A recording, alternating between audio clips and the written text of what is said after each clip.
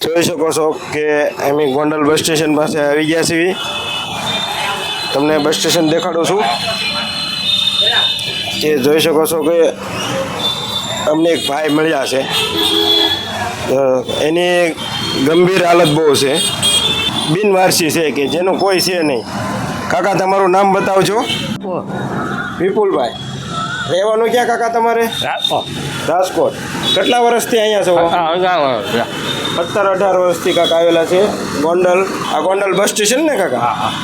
શકો છો કે અમે એક ભાઈ કેટલા વર્ષથી અહીંયા રહેતા હતા, એને અમારા આશ્રમમાં લઈ જવી છે.